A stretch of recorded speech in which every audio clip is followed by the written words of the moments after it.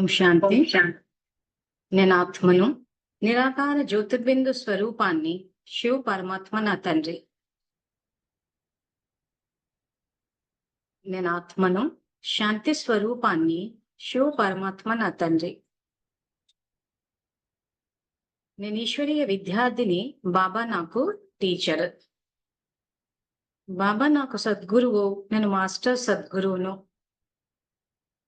శివ పరమాత్మ నాకు జీవిత భాగస్వామి, నేను శివ పరమాత్మకు జీవిత భాగస్వామిని. శివ పరమాత్మ నుండి బేహద్ పుత్రవాన్ భవ అనే వరదానాన్ని స్వీకరించి నేను జగన్మాతను అయ్యాను. జగన్మాత స్వరూపంలో పిల్లలందరి పాలన చేయటం నా కర్తవ్యం. జగన్మాత స్వరూపంలో పిల్లలందరికీ తండ్రి పరిచయాన్ని ఇచ్చి తండ్రి సమానంగా చేయటం నా కర్తవ్యం. సో ఇదే ఆత్మిక స్థితిలో బాబా యొక్క జ్ఞానాన్ని తెలుసుకుందాము. సో నిన్నటి క్లాస్ కంటిన్యూషన్ చేద్దాము. సో లోక మర్యాదలు, బాబా చెప్పే ఈశ్వరీయ మర్యాదలు, వీటి గురించి మాట్లాడుకుంటూ నిన్న వర్ధిని అక్కయ్య మాట్లాడిన తర్వాత ఇప్పుడు ఎవరైనా మాట్లాడాలనుకుంటే ఓసారి మాట్లాడొచ్చు. మీరు చెప్పదలుచుకుంది ఉన్నా, ప్రశ్నలు ఉన్నా. సెట్టింగ్స్ మార్చాను. ఎవరైనా చెప్పాలి అనుకుంటే చెప్పొచ్చు. లేదా ఇలాంటివి ఏమైనా మీరు ఫేస్ చేశారా ఆడపిల్లల విషయంలో? ఎందుకంటే ఓపెన్ గా కొన్ని విషయాలు బయటకు వచ్చినప్పుడు ఏమవుతుందంటే చాలా మంది జాగ్రత్త పడతారు. మాకు తెలీదు, మాకు తెలిసింటే మేము చేసి ఉండేవాళ్ళం కాదు, ఇలా మోసపోయి ఉండేవాళ్ళం కాదు. ఇలాంటి పరిస్థితులు రాకుండా ఉండాలి. అవేర్నెస్ ద్వారా చాలా చేయొచ్చు. సో ఎవరైనా మాట్లాడతారా? మాట్లాడచ్చక్కయ్య. ఎవరు మీరు? కెమెరా ఆన్ చేయగలరా? విజయనగరం పార్వతక్కయ్యనక్కయ్య. చెప్పు. అదేనక్కయ్య, మీరు చెప్పిన సమర్థ సంకల్పాలు నేను చేసిన కాంచి చాలా బాగుంది నా స్థితి. అన్ని రకాలుగా మంచిగా సేవలు చేస్తున్నాను అక్కయ్య. ముందుగా చాలా బాగుంది అక్కయ్య నా స్థితి ఈ రోజు. ఆ సమర్థ సంకల్పాలు చేసిన కాంచి బాగా నాకు అసలు అప్పుడైతే మాకు అసలు ఎలా యోగం చేయాలో ఏంటో తెలిసేది కదా. ఇప్పుడు మీరు చెప్పాక ఈ బుక్స్ తెప్పించుకొని జ్ఞానం బుక్స్ చదువుకుంటూ మీ జూమ్ క్లాస్ లో మేము అన్ని వింటూ మీ తాలూకా ఆ సమర్థ సంకల్పాలు వేసినవన్నీ నేను చేస్తూ అంతా బాగా అమృతవేళ నుంచి బాగా సెట్ చేసుకుని చాలా బాగుంది అక్క మా స్థితి. ఈ రోజు చాలా ధైర్యంగా మీలాగా ముందుకు వస్తున్నాము. అన్ని విషయాల్లో నేను ముందుకు వెళ్తున్నాను అక్కయ్య. దీనికి ఎక్కువ మీరే నా ఇన్స్పిరేషన్, మీరే నాకు మోడల్ అన్నమాట. మీకు చెప్పాను కదా, మీరే నాకు మోడల్. ధైర్యంగా ఒకటి ముందుకు వేశాను. ఈ రోజు ధైర్యంగా ఎక్కడైనా చెప్పగలుస్తున్నాను కూడా ధైర్యంగా. రోల్ మోడల్ గా పెట్టుకోరా? ఒక్క నిమిషం. బ్రహ్మబాబాని పెట్టుకోరా రోల్ మోడల్ గా? బ్రహ్మబాబా తర్వాత నాకు మీరేనక్కయ్య. ఎందుకంటే నాకు ఎక్కువ ధైర్యంలోనే నాకు మీ ధైర్యం నాకు నచ్చింది. మీలాంటి ధైర్యమే నాకు కూడా. అయితే అక్కయ్యలకి చెప్తే వాళ్ళు కూడా ఒప్పుకున్నారు. ఈ రోజు సెంటర్ లో అక్కయ్యలు నాకు బుక్స్ తెప్పించమంటున్నారు. మీరు తెప్పించేయండి, మేము డబ్బులు ఇస్తామంటున్నారు వాళ్ళు. 2 సెట్లు ఇప్పుడు నేను ఆల్రెడీ చెప్పిస్తున్నాను, వాళ్ళిద్దరికి ఇస్తున్నాను అక్కయ్యలకి. వాళ్ళు కూడా ఒప్పుకుంటున్నారు ఇప్పుడు మంది. వాళ్ళు కూడా చాలా ఒప్పుకున్నారు ఇప్పుడు మంది. మీరు చెప్పిందంతా కరెక్టేనక్కే. కాకపోతే మేము ఆవిడ ఆంధ్రలో ఉన్నాం, మేము మీలాగా బయటకు రాలేకపోతున్నాం, మేము చిక్కుకుపోయాం అంటున్నారు వాళ్ళు. అక్కయ్యలు ఇప్పుడు తెలుసుకున్నారు బాగా. నేను చెప్తున్నాను అక్కయ్య, ప్రతిదీ చెప్తాను. మంజులకి ఇలా చెప్తున్నారు అక్కయ్య, అది కరెక్టేనక్కయ్య ఇలాగని నేను చెప్తుంటే ఆవిడ మొదట్లో కొద్దిగా భయపడ్డారు, కానీ ఇప్పుడు ఆవిడే ఒప్పుకుంటున్నాను నా దగ్గర. అంతలా మారిపోయింది ఆవిడ. మా సెంటర్కి ఒకప్పుడు నన్ను ఇన్సల్ట్ చేసినాక ఈ రోజు మారిపోయింది. నన్ను అంటున్నారు, పార్థక్య మీరు బాగా చేయించండి, ప్రోగ్రామ్ చేయించండి, కృష్ణాష్టమికి మీరు చేయించండి అని ఆవిడ నన్ను తిరిగి అడిగారు. నిన్న అడిగితే చక్కగా చేయించాను పిల్లల చేత. అంతా బాగా హర్షితంగా అందరూ బాగా బాగుందా, చాలా బాగా చేయించారు పార్థక్య, మీలో ఇంత టాలెంట్ ఉందని అందరూ మెచ్చుకున్నారు. అంటే చూడండి, కిందటి సంవత్సరం నన్ను బాధ పెట్టాక నేను మీకు చెప్పాక మీరు నాకు ఒక ధైర్యం ఇచ్చారు. ఆ ఇన్స్పిరేషన్ తో ముందుకెళ్ళాను. నేను ధైర్యంగా చెప్తున్నాను ఆవిడకి అన్నీను. మీరు ఇలాగ చేయాలి, ఇలా చేయలేక మీరు అవ్యక్త మురళిని మనకు చదివినిపించకపోతే మేము చదువుకుంటున్నాము, మేము జ్ఞానం తెలుసుకుంటున్నాం, మేము బాగా అవ్యక్త మురళిని చదువుతున్నాం. ఎంత బాగున్నాయంటే ఒక్కోటి 2 సార్లు 3 సార్లు చదువుకునేక మాకు బాగా తెలివి వస్తుంది.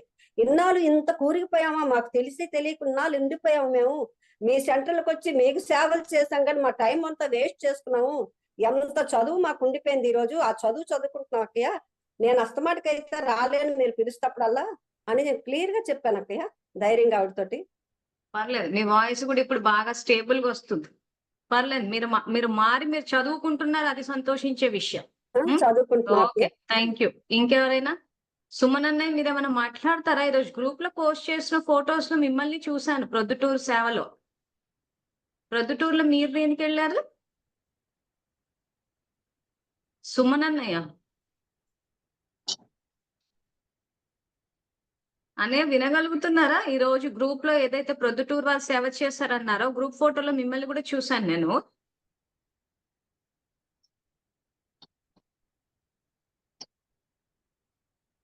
ఏమైనా మాట్లాడతారా?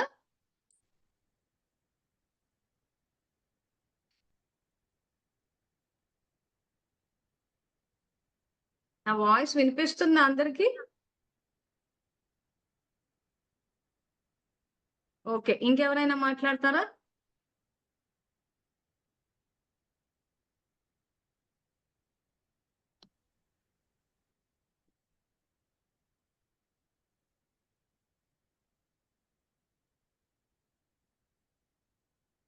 వాయిస్ కట్ అవుతుంది. వాయిస్ అంటే మరి మా దగ్గర ఇంటర్నెట్ కరెక్ట్ గానే ఉంది. మరి వాయిస్ కట్ అవుతుందంటే మీ దగ్గర కనెక్షన్ చెక్ చేసుకోవాలి. హలో శాంతి అక్క, వాయిస్ వినపడుతుందా? వినిపిస్తోంది ఇప్పుడు స్లోగా. ఈ వాయిస్ వినిపిస్తుందా నాకు అన్నయ్య అందరికి? సో మీరేమైనా చెప్తారా? వినిపిస్తుందండి అక్కయ్య. ఓకే. వినిపిస్తోంది అందరికి? సరే అక్క. వినిపిస్తోంది అక్కయ్య.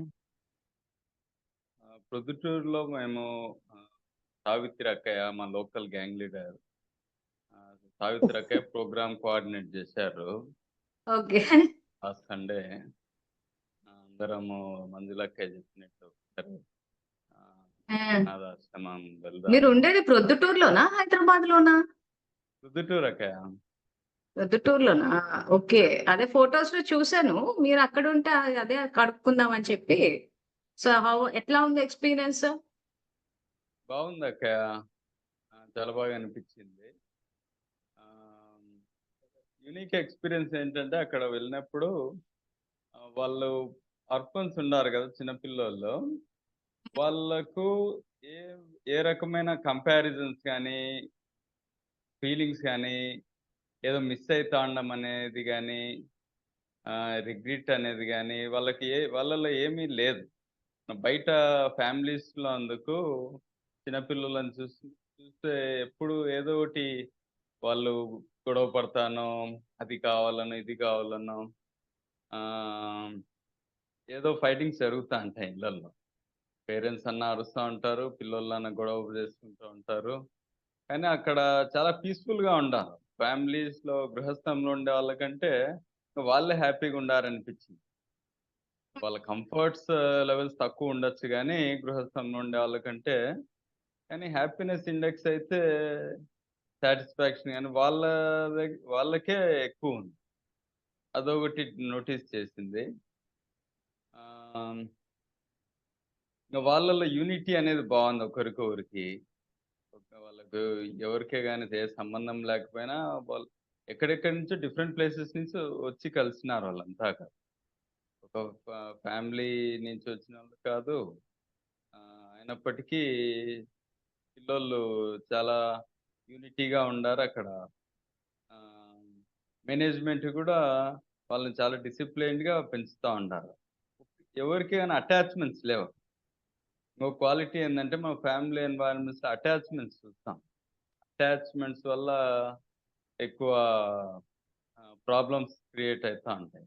కానీ వాళ్ళకి ఎవరితో అటాచ్మెంట్ లేదు. అటాచ్మెంట్ లేకపోవడం చేత వాళ్ళు హ్యాపీగా ఉండాలి. కానీ మనకది గృహస్థంలో కుదరదు కదా. Attachment, over love, over attachment పెట్టుకొని ప్రాబ్లమ్స్ క్రియేట్ చేసుకుంటాం.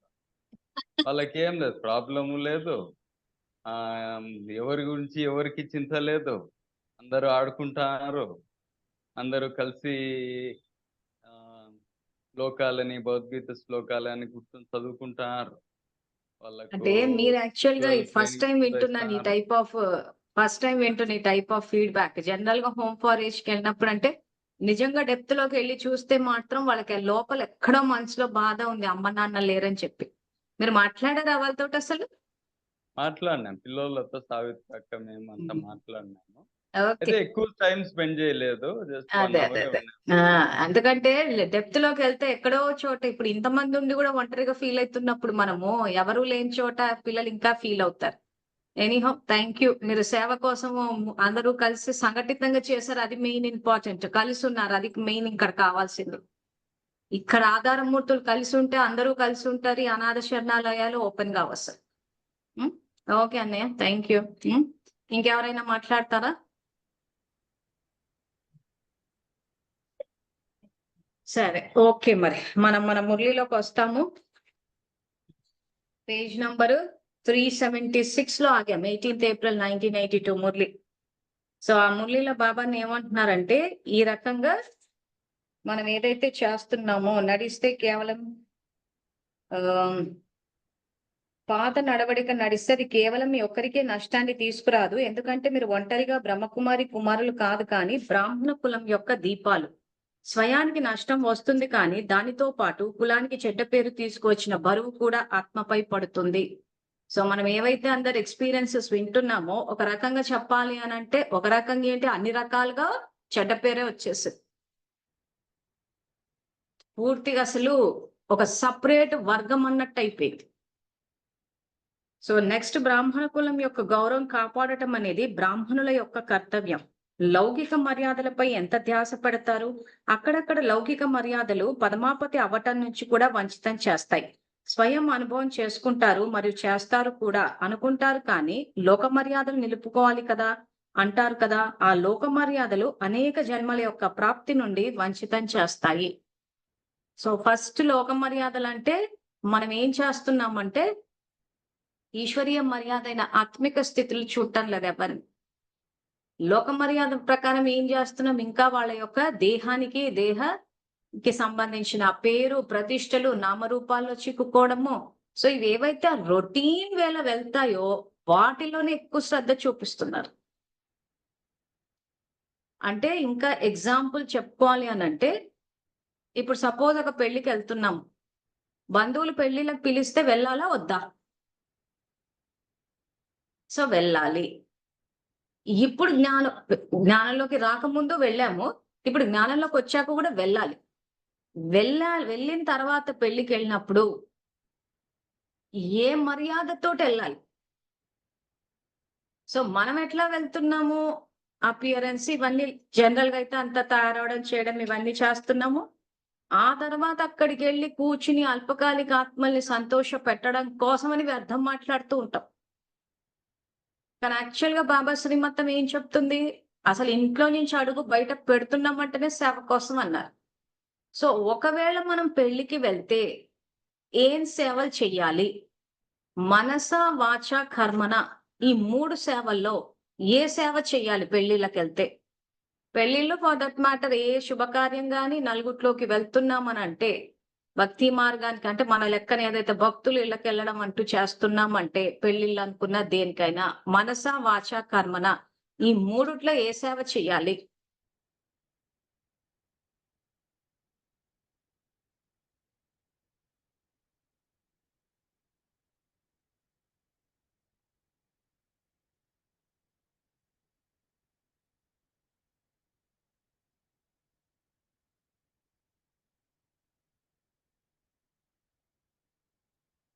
మ్మ్.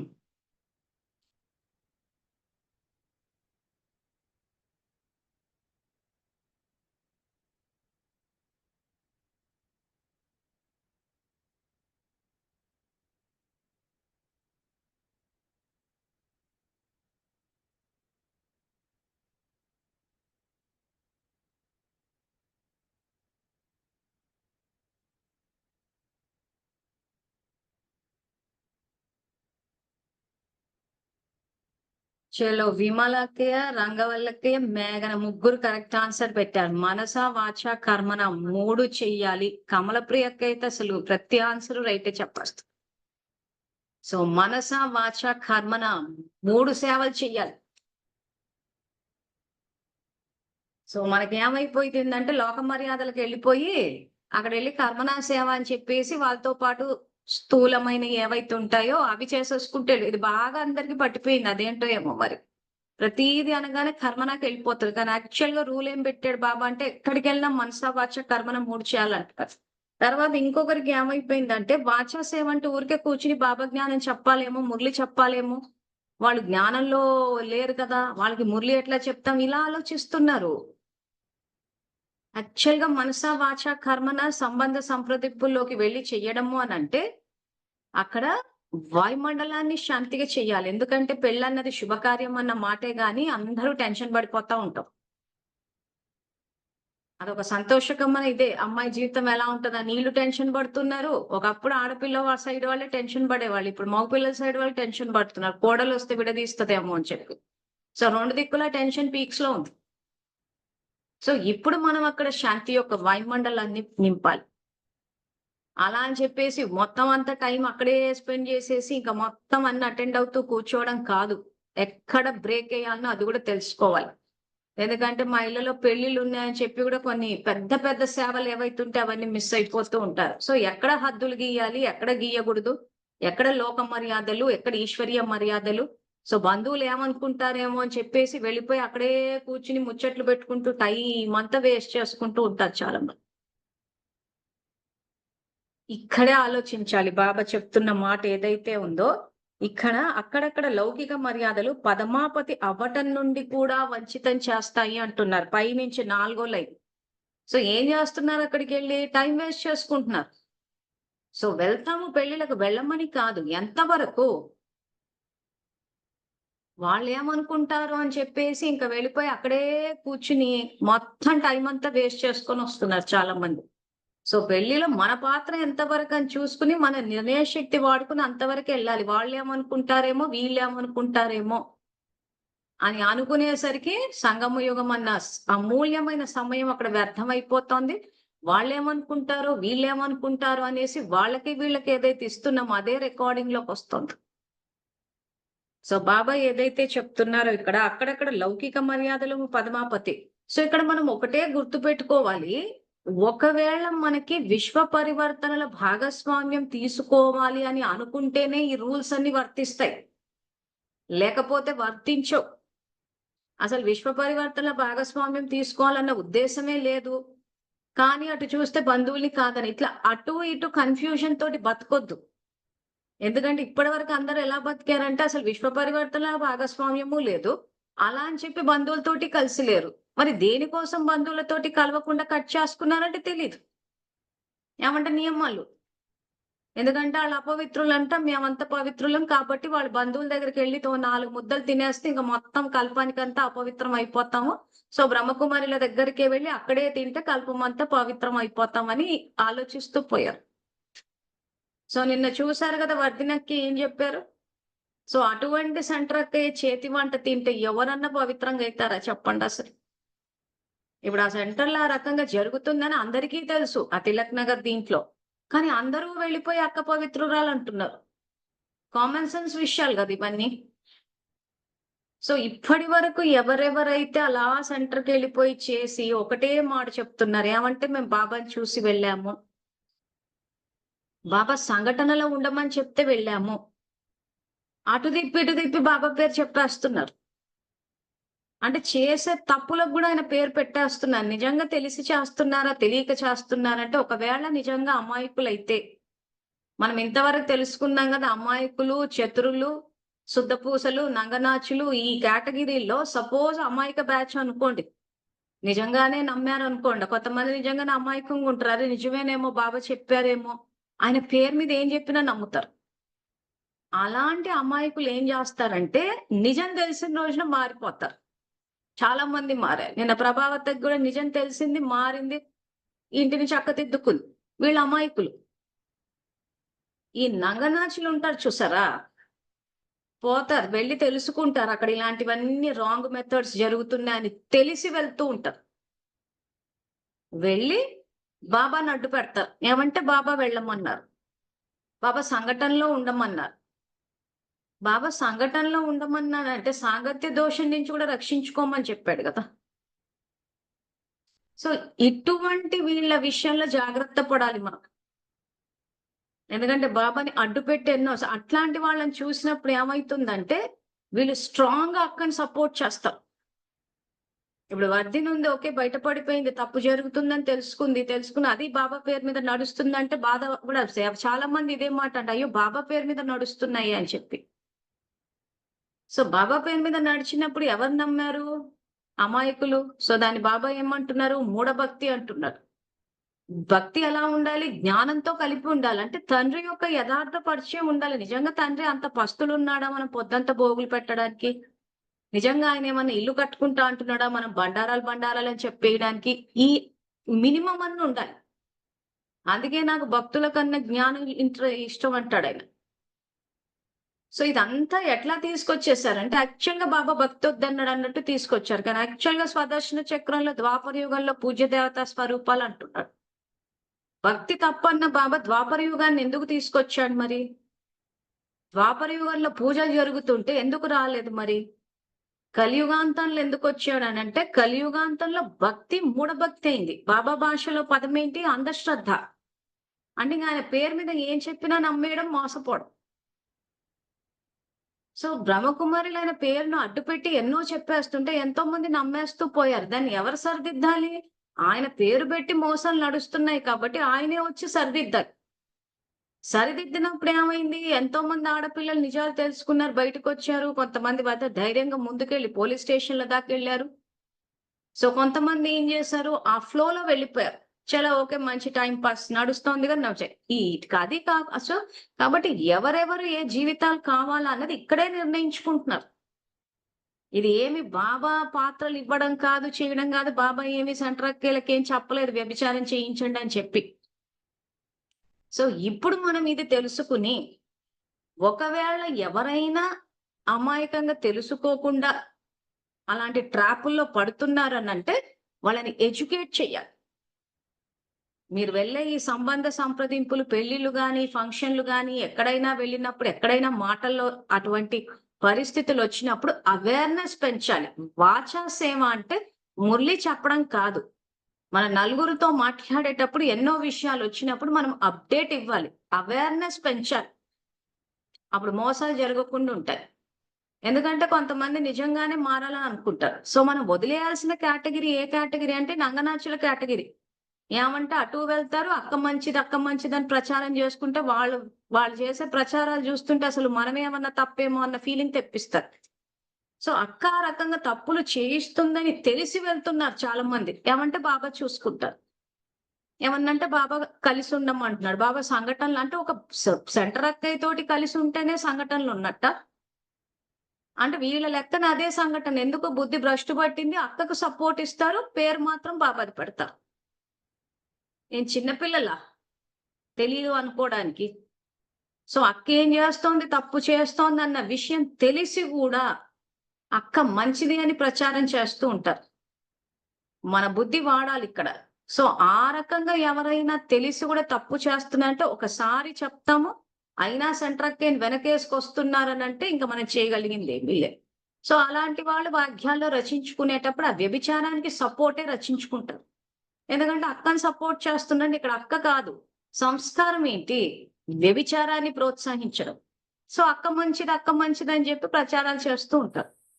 సో అప్పుడు ఏమవుతుంది? రికార్డింగ్లు అదే వస్తుంది. వచ్చినప్పుడు ఏమవుతుంది? ఈ వ్యభిచారం అన్నది సత్యత్రేత ద్వాపర కలియుగాల్లో ఎక్కడ వస్తుంది? ఏ యుగంలో స్టార్ట్ అవుతుంది? మెసేజ్ పెట్టండి. ద్వాపర కలియుగాల్లో ఎక్కడ స్టార్ట్ అవుతుంది ఈ వ్యభిచారం అన్నది?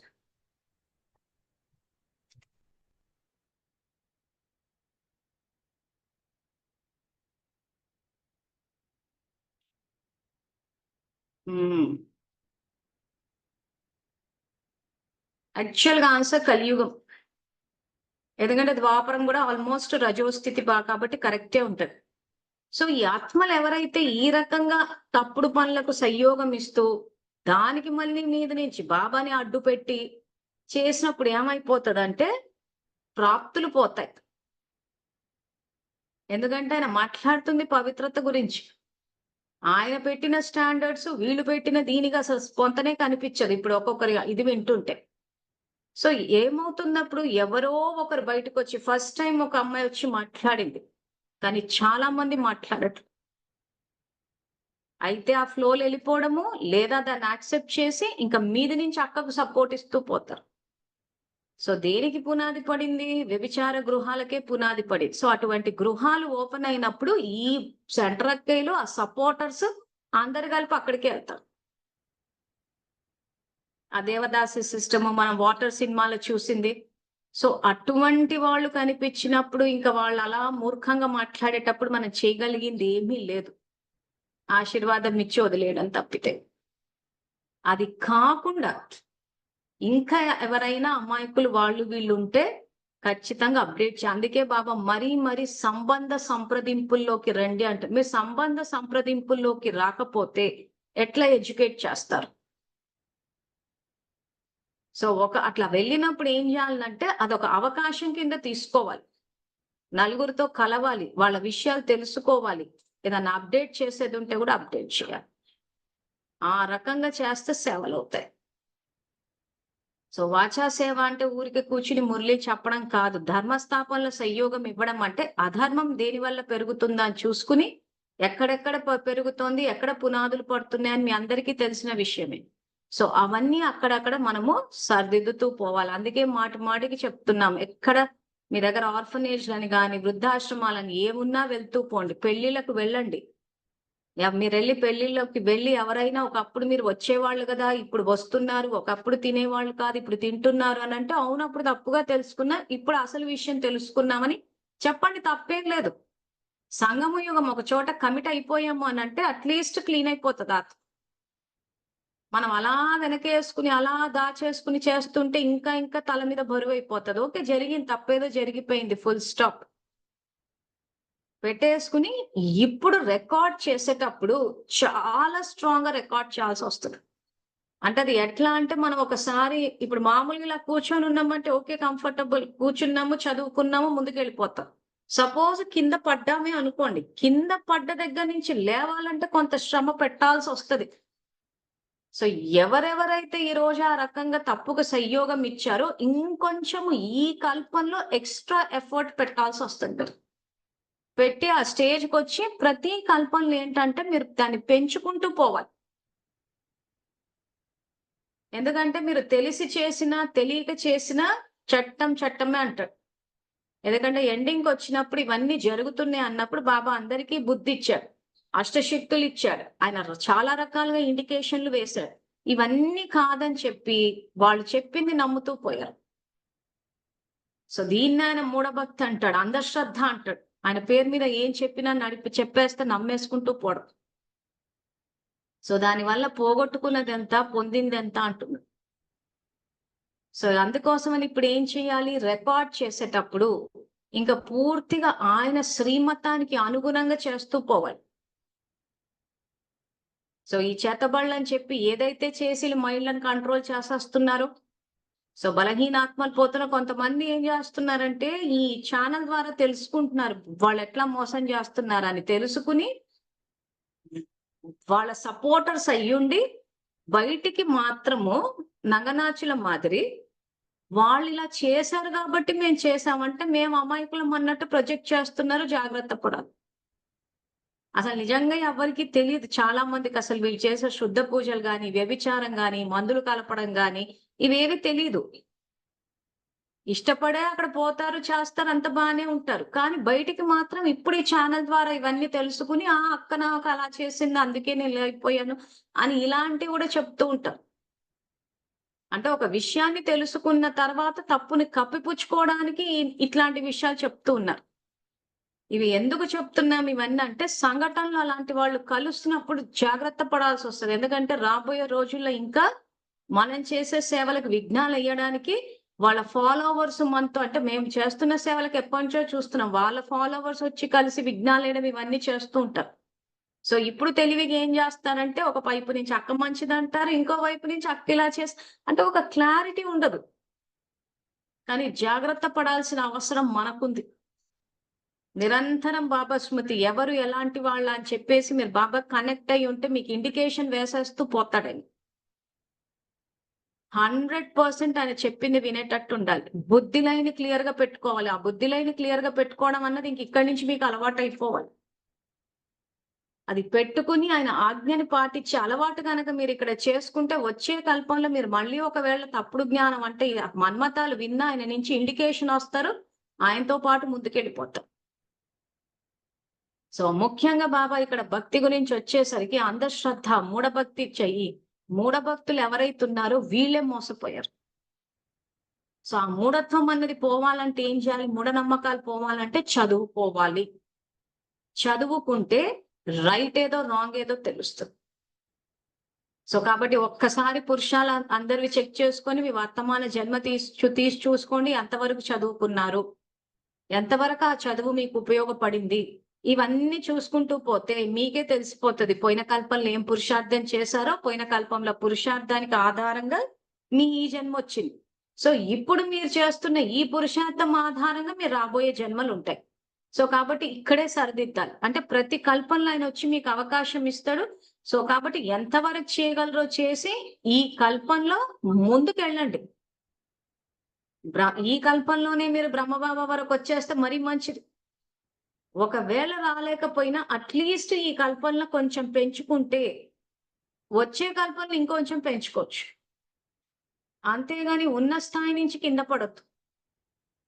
ఇంక ఇక్కడి నుంచి ముందుకెళ్ళేటట్టు ఉండాలి. అదే జీవించే విధానం. సో ఆ రకంగా పెంచుకుంటూ పోతే ఆల్మోస్ట్ దుఃఖం అనేది పోతుంది. ఎందుకంటే ప్రతిసారి ఆయన వచ్చి మనకు అవకాశం ఇస్తారు. ప్రతిసారి వచ్చి కుల మర్యాదలు అంటే ఏంటి, ఈశ్వరీయ మర్యాదలు అంటే ఏంటి అని చెప్తారు. సో మార్చుకుంటామా మార్చుకోమా అన్న విజ్ఞత మన దగ్గరే ఉంది. బాబా చేయించడం అంటూ మళ్ళీ మూఢంగా మాట్లాడద్దు. బాబా చేసి చేయించేవారంటే మనకి జ్ఞానం చెప్తారు, శక్తిని ఇస్తారు. అంతే తప్పితే మన నుంచి మా బాబా దగ్గరుండి చేయించరు. అలా చూసుకుంటే ఇప్పుడు ఏదైతే ఇప్పుడు మనం ఈ తిలక్ నగర్ రోడ్ అక్క కథ చెప్పుకుంటున్నామో, బాబా చేయిస్తున్నాడు అంటే బాబా వ్యభిచారం చేయిస్తున్నాడు అనుకోవాలా? బాబా వాళ్ళని నిమిత్తం చేయించాడనంటే ఇలాంటి ఆడపిల్లల్ని ట్రాప్ చేయడానికి నిమిత్తం చేశాడు ఆయన. సో క్లారిటీ చాలా అవసరం ఇక్కడ. ఈ జూమ్ల ద్వారా చాలా సార్లు చెప్తూనే ఉన్నాం. ఆ కన్యలు కావాలన్నది వీళ్ళ సొంత వాక్యం అది. సో వాళ్ళ ఫాలోవర్స్ ఎట్లా ఆర్గ్యూ చేస్తున్నారంటే బాబానే చెప్పారు ఒక కన్య 100 మంది బ్రాహ్మణులతో సమానం అని. అంటే అవును చెప్పాడు ఆయన. ఒక మురళియే ఉంది దానికి. ఏం చెప్పాడు అక్కడ? ఒక కన్య 100 మంది బ్రాహ్మణులు ఎంత పని చేస్తారో అంత సేవ చెయ్యాలి. అది కన్యలకు ఇచ్చిన శ్రీమతం. మాతల విషయానికి వచ్చేసరికి గృహస్థు బాధ్యతలు ఉంటాయి కాబట్టి ఇల్లే సేవాస్థానము, పిల్లలు బాబా రచన అని అనుకుని అక్కడ సేవలు చేస్తూ పోతారు. అట్లా చూసుకున్నప్పుడు ఏమవుతుంది? మాతలు నిరంతర సేవాదారులు అవుతారు, కన్యలు నిరంతర సేవాదారులు అవుతారు. కానీ బాధ్యతలు లేవు కాబట్టి ఎక్కువ పెట్టాడు. సో అంత సేవ చేస్తేనే కన్యలకు 100 మార్కులు వేస్తాడు. సో మాతలకు ఏదైతే పెట్టారో ఇల్లే సేవాస్థానము, పిల్లలు బాబా రచన, వీళ్ళని యజ్ఞ సేవకు తయారు చేయన్న శ్రీమతం వీళ్ళకి పెట్టారు కాబట్టి వీళ్ళకి ఇక్కడ 100 వేస్తాడు. ఒకరి శ్రీమతాలు ఒకరు తీసుకుని కన్ఫ్యూజ్ అవ్వద్దు. కానీ ఎక్కువ మటుకు మేము చూసి ఇప్పుడు సేవల్లో చూసినంత మటుకు మాత్రం మాతలు ఎక్కువ మటుకు చేస్తూ ఉంటారు. ఈ కన్యలని చెప్పి ఎవరైతే అంటారో ఎప్పుడు చూడు ఏదో ఒక రోగం ఉండే ఉంటది. ఎప్పుడు పని ఎగ్గొడదామా, ఎప్పుడు బద్ధకాలు బయటికి తీద్దామా, ఓ పని చెప్పామంటే అది పూర్తిగా అవనే అవ్వదు. పూర్తిగా సిన్సియర్ గా కొంత చేస్తున్నారంటే మాతలే చేస్తున్నారు. సో కాబట్టి ఎవరైనా ఇంకేమైనా భ్రమలో బతుకుతుంటే కన్యలైతే బాగా ముందుకెళ్ళిపోతారేమో, మేము వెనకబడిపోతాం అని అంటే ఆ అపోహల నుంచి బయటికి రండి. 11 సంవత్సరాల నుంచి చూస్తున్నాను. పెళ్లి కాని వాళ్ళని చూస్తున్నాను, పెళ్లి అయిన వాళ్ళని చూస్తున్నాను. పెళ్లి అయిన వాళ్ళు మాతలు వీళ్ళే బాగా సేవలు చేస్తున్నారు. ఈ పెళ్లి కాని వాళ్ళు ఎవరైతే ఉన్నారో ఎప్పుడు చూసినా ఏదో ఒక రోగాన్ని ఎంటేసుకొని కూర్చుంటారు. అసలు సేవలకు వస్తున్నారంటే అసలు జాగ్రత్తలే తీసుకోరు. అసలు ఒక పని మీద వెళ్తున్నామంటే శరీరం ఫిట్గా ఉందా లేదా చూసుకోవాలి కదా. ఇదే ఉండదు అసలు. కానీ మాతలు ఏం చేస్తారంటే ఆరోగ్యం బాగాలేకపోయినా చేసేసుకుంటూ వెళ్ళిపోయి. ఎందుకంటే వాళ్ళకి సహజంగా ఇంట్లో చేయడం అలవాటు ఉంటది. ఒంట్లో బాగాలేకపోయినా చేసేసుకుంటూ వెళ్ళిపోతారు. ఆ అలవాటు ఆ సేవల్లో కూడా వచ్చేస్తుంటే చేసుకుంటూ వెళ్ళిపోతారు. కానీ 11 ఏళ్లలో చూసింది ఏంటంటే కన్యలైతే చేస్తే వాళ్ళేదో ముందుంటారేమో, మేమేదో వెనక్కి పడిపోతామన్న అపోహల్లో చాలా మంది బతుకుతున్నారు. కానీ యాక్చువల్ గా నేను చూసిన ఈ 11 ఏళ్ల నా అనుభవం ప్రకారం మాతలు ఎక్కువ చేస్తున్నారు. కన్యలు మెజారిటీ దొంగెత్తులు ఎత్తుకుంటున్నారు. ఎప్పుడు చూసినా ఏదో సమస్య, ఎప్పుడు చూసినా ఏదో రోగం. అతి తెలివి. ఇలాగే చెప్పుకుంటూ పోతే చాలున్నాయి ఇంకా వాళ్ళ గురించి. సో కాబట్టి మీ అందరికీ అవకాశం ఉంది. సో ఇప్పటి వరకు చాలా బాగా చేస్తున్నారు, ఇంకా చెయ్యగలరు. సో పూర్తిగా బ్రహ్మబాబా స్టాండర్డ్స్ రీచ్ అవ్వాలంటే ఏం చేయాలన్నది ఇంకా తెలుసుకుందాము. సో కాబట్టి లౌకిక మర్యాదలపై ఎంత ధ్యాస పెడతారో అక్కడక్కడ లౌకిక పదమాపది అవ్వటం నుండి కూడా వంచితం చేస్తాయి. స్వయం అనుభవం చేసుకుంటారు, మరి చెప్తారు కూడా, అనుకుంటారు. కానీ లౌకిక మర్యాద నిలుపుకోవాలి కదా అంటారు. ఆ లోక మర్యాదలు అనేక జన్మల యొక్క ప్రాప్తి నుండి వంచితం చేస్తాయి. వజ్ర సమాన జీవితాన్ని కూడా గుడ్డిగవ సమానంగా వ్యర్థం చేస్తాయి అని తెలిసినప్పటికీ కూడా ఆ లోక మర్యాదలు నిలుపుకోవటంలో చాలా మంచిగా ధ్యాస పెడుతున్నారు. సమయాన్ని ఉపయోగిస్తున్నారు, శక్తిని కూడా ఉపయోగిస్తున్నారు. సో ఇవన్నీ ఉపయోగించుకొని ఏం చేస్తున్నారు అంటున్నారు? జీవితాన్ని గుడ్డిగవ్వ సమానంగా, గవ్వ అంటే ఇంకా దానికి అసలు విలువే లేదు. వజ్రానికి ఎంత విలువ ఉందో అంత వజ్ర సమానమైన జీవితాన్ని తయారు చేసుకోమంటుంటే మీరు గుడ్డిగవ్వ సమానమైన వ్యర్థ జీవితాన్ని తయారు చేసుకుంటున్నారు. సో కాబట్టి ఒక్కసారి చెక్ చేసుకోండి ఎక్కడ ఆగుతున్నాం మనం. అందుకే మొన్న ఎగ్జాంపుల్ కి అమ్మ నాన్న ఆశ్రమం కూడా ఇచ్చారు. ఎవరెవరైతే రాలేదో మీకే తెలుసు మీ కారణాలు ఏంటో. సో శ్రీమతం ఏం పెట్టాడు ఇక్కడ బాబా? నాకు ఒక్క బాబా తప్ప మరెవరూ లేరు. సో సేవ అంటే వచ్చేయాలా అన్నాడు. కానీ ఆ రోజు రాకపోవడానికి ఏ కారణాలు అయితే ఉన్నాయో ఆ కారణాలు మీకు ఎప్పటికీ ఉంటాయి కల్పమంతా. అధిగమించామా లేదా అన్నదే పాయింట్. సంకల్ప శక్తిని ఉపయోగించి ఉంటే ఖచ్చితంగా ఆ రోజు దాన్ని కాదని చెప్పి సేవకు వచ్చి ఉండేవాడు. సో ఈ రకంగా రాలేకపోవడానికి ఏవైతే ఉంటాయో ఒక్కసారి ఎవరికి వాళ్ళు స్వపరిశీలన చేసుకోండి. ఎందుకంటే ఫైనల్ ఎగ్జామ్, ముఖ్యంగా ఫైనల్ ఎగ్జామ్ పాస్ అవ్వాలనుకున్న వాళ్ళు చెక్ చేసుకోవాలి. సో ఫైనల్ ఎగ్జామ్ ఓకే అనుకున్న వాళ్ళు ఫైన్, మీకు ఏ కారణాలు ఉన్నా ఏదున్నా ఈ మాత్రం పురుషార్థం చేసినా బాబా ప్రజల్లోకి తీసుకొచ్చేస్తాను అన్నాడు. పూర్తిగా జ్ఞానానికి వ్యతిరేకంగా వెళ్ళిపోతే దాసదాసి. సో ధారణ చేస్తే దేవతలు, ధారణ చెయ్యకపోతే దాసి. సో ఈ మాత్రం అంతా చేశారంటే దాసి స్టెప్ నుంచి అయితే అందరు బయటకు వచ్చేసారు. సో ఇప్పుడు ప్రజలు, రాజకుటుంబీకులు ఉన్నారు. సో ఎవరైతే ఫైనల్ ఎగ్జామ్ పాస్ అవ్వాలనుకుంటున్నారో ఇంకా వాళ్ళన్నిటికీ నిలబడాల్సి వస్తుంది.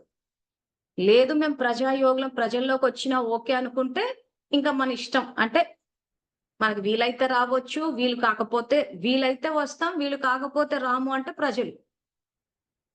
వీలు కాకపోయినా వస్తాం అంటే ఇంకా బ్రహ్మబాబా సంప. సో అన్ని అనుకూలంగా ఉంటే ఎవరైనా చేస్తారు. సో అనుకూలంగా లేకపోయినా పరిస్థితులను మార్చుకుని ఎట్లా అంటే అటు ఇంట్లో వాళ్ళని ఇది చేయకుండా ఉండాలి, ఇటు సేవలు జరగాలి. సో అంటే ఏం చేయాలి? సంకల్ప శక్తిని వాడాలి, బాబా సహాయం తీసుకోవాలి.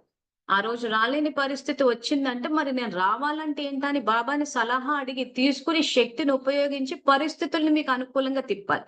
సో ఒక సేవకు రావడానికే పరిస్థితుల్ని మీకు అనుకూలంగా తిప్పుకోలేని వాళ్ళు విశ్వాన్నంతా ఏం తిప్పుతారు సత్యయుగం వైపు? మన ఇంటి పరిస్థితిని మనమే మార్చలేనప్పుడు విశ్వం యొక్క పరిస్థితిని ఏం మారుస్తాము?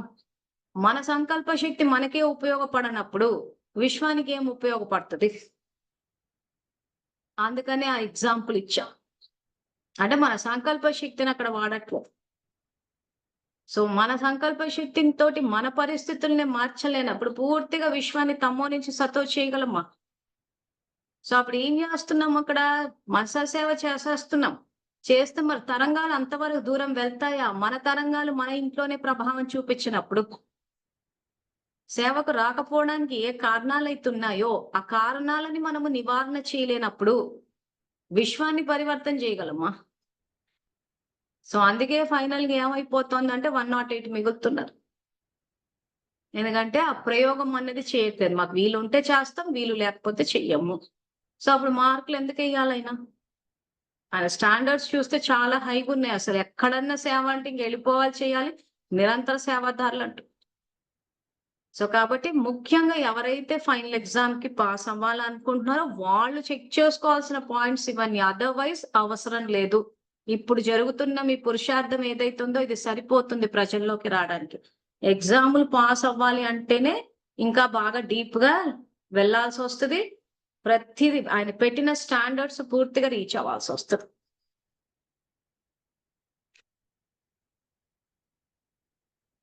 సో తర్వాత నెక్స్ట్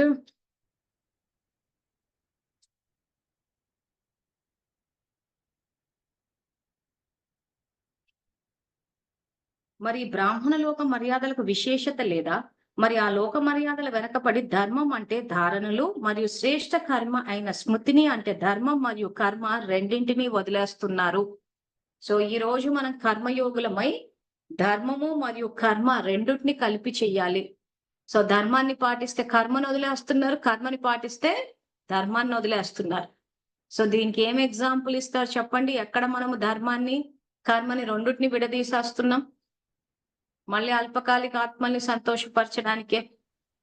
సో స్వపరిశీలన చేసుకునేటప్పుడు ఎవరికైనా స్ట్రైక్ అయిందా?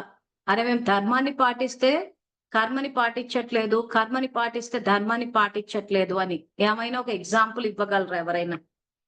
మీరు స్వని పరిశీలించుకునేటప్పుడు ఎక్కడైనా అలా అనిపించిందా?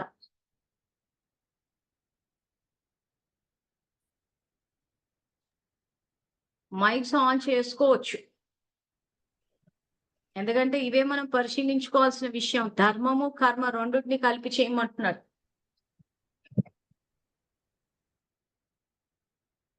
కమలప్రియ ఏదో ఆడియో ఆన్ చేసినట్టున్నారు. ఈ మహావాక్యాలు ఏవైతే చెప్పండి. ధర్మం అంటే ఆత్మిక స్వధర్మంలో మనం ఉండాలి, ఉంటూ మన కర్మలు ఆచరించాలి. ఒక్కొక్కసారి ఏమవుతుందంటే ధర్మాన్ని పక్కన వదిలేసి కర్మ మాత్రం చేస్తున్నాం. దానికి ఉదాహరణ ఏంటంటే ఏదన్నా జరిగినప్పుడు, ఏదన్నా తప్పుగా మాట్లాడినప్పుడు, గొడవలైనప్పుడు శాంతిగా మాట్లాడటం వదిలేసి కోపంలోకి వచ్చేస్తుంది.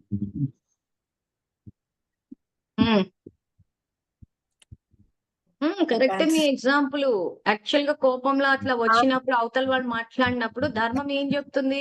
మన ప్రతి ఆలోచన ఆశీర్వాదం అయిపోవాలంటుంది. కానీ ఆ ధర్మాన్ని వదిలేసి ఏం చేస్తున్నాం? కర్మలోకి వచ్చేస్తున్నాం. కర్మలోకి వచ్చి ఏం చేస్తున్నాం? అయితే కోపంతో వ్యవహరిస్తున్నాం, లేదా సైలెంట్ అన్న అయిపోతున్నాం. సో మరి ధర్మం ఎక్కడుంది? ధర్మం అయితే ఆశీర్వాదాలు ఇవ్వాలి, శుభభావన శుభకామన అంటూ. సో చాలా సందర్భాల్లో విడతీసేస్తూ ఉంటాం. ఒక కర్మలు ఆచరించాలంటేనే వాళ్ళేమనుకుంటారు, వీళ్ళేమనుకుంటారు. ఫస్ట్ ఈ దీంతోటే మన దీంట్లో మనం విఘ్నం వేసేసుకుంటాం. సో ధర్మం ఏం చెప్తోంది ఇక్కడ? విశ్వ కళ్యాణకారులు అవ్వాలని చెప్తుంది.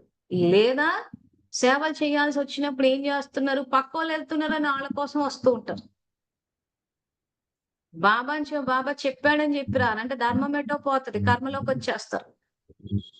లేదా ధర్మం ఏం చెప్పింది? శాంతితోటి వ్యవహరించమంది కదా అని చెప్పేసి శాంతితోటి వ్యవహరిస్తారు, కర్మను వదిలేస్తారు. అంటే ఏం వదిలేస్తారు? ఇక్కడ శాంతితోటి ఉంటారే తప్పితే ఎదురుగా దౌర్జన్యాలు జరుగుతుంటే ఆపరు. ఎందుకంటే బాబా శాంతితోటి ఉండమన్నాడు కదా అని చెప్పేసి స్వధర్మాన్ని పాటిస్తారు. సో స్వధర్మాన్ని నువ్వు శాంతిని పాటించినప్పుడు మరి అవతల వాళ్ళు పతనం అయిపోతుంటే మరి వాళ్ళని లేపాలిగా. ఆ కర్మ ఎప్పుడు ఆచరిస్తారు? సో ముల్లీలు చదివేసుకుంటున్నారు, ధర్మాన్ని తెలుసుకునేసారి అయిపోయింది, మేము పాటించామంటున్నారు. కర్మలేవి? లేదా కర్మలు ఆచరిస్తున్నారు, ఇల్లు ఊడుస్తున్నారు, చేస్తున్నట్టు ఆలోచిస్తున్నారు. ధర్మం ఏం చెప్తుంది? వాయుమండలాన్ని శుద్ధి చేయమన్నారు, అది వదిలేస్తున్నారు. ఇది చేస్తే అది చేస్తే ఇది వదిలేస్తున్నారు. సో ఇలా ఎగ్జాంపుల్స్ ఆలోచించండి, మీకే తెలుస్తుంది. రెండు కలిపి చేస్తేనే మార్పులు పడతాయి. అందుకే చెప్పింది మురళీలు బాగా డీప్ గా స్టడీ చేసి మెయిన్ ప్రాక్టికల్ లైఫ్ ఏదైతే ఉందో అది తెలుసుకుని ఈ మురళి అందరూ చదవండి. చదివి మీరు స్వచింతన చేసుకోండి. బాబా ధర్మాన్ని కర్మని రెండు కలిపి చేయమంటే ఎక్కడ ధర్మాన్ని వదిలేస్తున్నాం, ఎక్కడ కర్మను వదిలేస్తున్నాం? పోనీ కలిపి చేసిన సందర్భాలు ఉన్నాయా? సో ధర్మని కర్మని రెండు కలిపి చేయడం అంటే ఏంటి? సేవలకు వెళ్ళినప్పుడు ఫస్ట్ స్టెప్ వాయుమండలాన్ని తయారు చేసుకుని ఆత్మల యొక్క స్థితిని పెంచి వాళ్ళని ఉన్నతి వైపు తీసుకెళ్తే ఇది ధర్మము కర్మము రెండు కలిపి చేయడం.